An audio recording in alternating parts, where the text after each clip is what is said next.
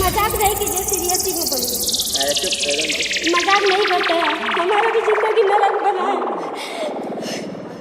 किसके लिए छोड़ के आए थे इतना, तो फिर क्यों कर रहे हैं ऐसे? मरने चले तो फिर सबने कहा था तुम्हारे साथ।